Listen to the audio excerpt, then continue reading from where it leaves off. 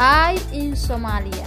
waan idin salaamnay saaxiibayaal mar kale waxaan idin rajaynayaa inaad caafimaad qabtaan ku soo dhawaada xubinteennii top 5 qaybtan waxaan ku soo qaadan doonaa shanta gobol ee Soomaaliya ugu dumarka quruxda badan amba lagu tilmaamay inay ku nool yihiin hablaha ugu bilicda wanaagsan geyiga Soomaaliya marka laga hadlayo quruxda dhanka haweenka qaaradda Afrika waxaa lambar 1 ah Soomaaliya ciddii dan ma jirto taasi oo dhowr qiimeyn oo hore oo la sameeyay ayay dumarkeenu kaalinta koobaad ka galeen waxaana lagu tilmaamaa inay leeyihiin midabka dheeha quruxda badan ee Afrikaanku dhaxalka u leeyahay kan ugu wanaagsan dhismaha jirka iyo waliba sidoo kale xirxirnaanshaha ayaa ah muhiimadda ugu ballaaran ee gabdhaha Soomaaliyeed mar kale lagu xusho haddaba muuqaalkaani waxaynu ku eegaynaa shanta gobol ee Soomaaliya ugu horeysa dhanka bilicda iyadoo haweenka Soomaaliyeed gabigoodba ay yihiin kuwa qurux lambar 5 waxaa lagu tilmaamaa haweenka ugu quruxda badan inay ku nool yihiin gobolka Shabeellada Hoose waxaana gobolkaasi xarun u ah magaalada Marka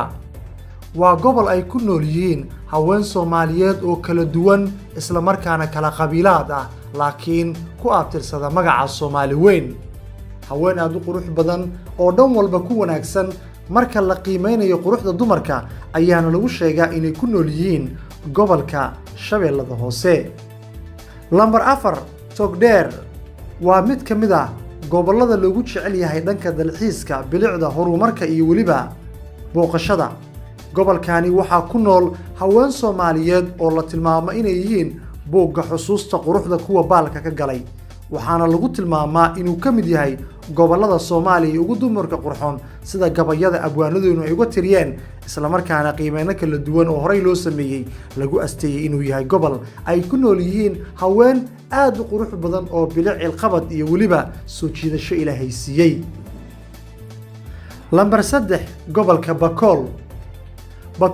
waa gobol ka mid ah gobollada ugu dumarka wanaagsan dalka Soomaaliya waxaana la aaminsan yahay inay ku nool yihiin haween qurux badan oo leh midabka dheeha quruxda badan ee Soomaalida lagu yaqaano dumar jalaqsan aad u wanaagsan ayaana laga helaa gobolkani Bakool waa mid ka mid ah gobollada Soomaaliya ugu wanaagsan dhanka dumarka bilicda iyo waliba sidoo kale ilqabadka waxaana dhowr jeer oo horey loo tilmaamay in Bakool uu ka mid yahay gobollada ciyaarta aan ahayn dhanka quruxda iyo waliba soo jiidashada haweenka Soomaaliyeed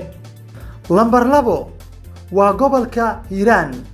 Hiiraan waxaa magaalo madax u ah magaalada Beledweyne waxaana gobolkan uu ka mid yahay gobollada ugu wanaagsan dhanka haweenka waxaa lagu sheegaa ama lagu tilmaamaa inay ku sugan yihiin haween aad u qurux badan sootii abwaanku beerula ku tilmaamay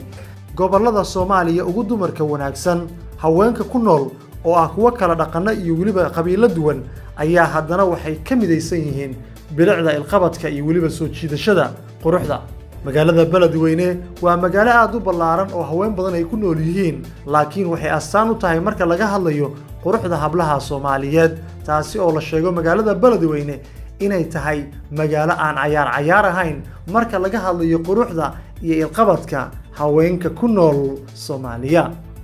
qof walba wuxuu isweydiinayaa waa gobolka ugu haweenka wanaagsan quruxda bilicda ilqabadka laguna tilmaamo boqorada hablaha Soomaaliya inay ku nool yihiin waa gobolka koobaad Sool waa mid ka mid ah gobollada ugu wanaagsan dalka Soomaaliya waxaana dhaxal u leeyahay hablo qurux badan oo Soomaalidu ay ku tilmaamaan inay yihiin kuwa ugu wanaagsan geyiga Soomaaliya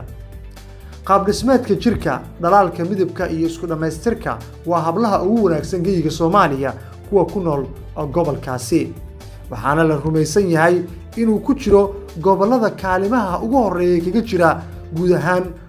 qaaradda Afrika marka Soomaalidu qurux la soo qaadana waxay sheegataa inay leeyihiin hablaha ugu wanaagsan qaaradda Afrika laakiin gobolka Sool ayaa kaalinta koobaad si ah waana gobolka ugu haweenka wanaagsan dalka Soomaaliya muuqaalka xiga waxaynu ku soo bandhigi doonaa daawadayaal shanta gobol ee Soomaaliya ugu hablaha liita inkastoo hablaha Soomaaliyeed ay wada qurux badan yihiin haddana kuwa aanu leenahay waa laga muuqaal wanaagsan yahay gobollada ay ka soo jeedaan haddii aad sileedahay waxaa jira gobol haweenkoodu aysan bilic wanaagsanayn oo ay qurux badnayn qaybta hoose ee commentiga noogu soo qor fikirkaaga si aan ugu dabaqno muuqaalka xiga aynu kugu talagalnay inaan kaga hadalno 5 gobol ee ugu dumarka liita Soomaaliya. waad mahadsantihiin mar kale haddii aad ku cusub tahay channelka in Soomaaliya subscribe gambaleelka riixsi muuqaaladaynu ay kugu soo dhacaan. mahadsanid.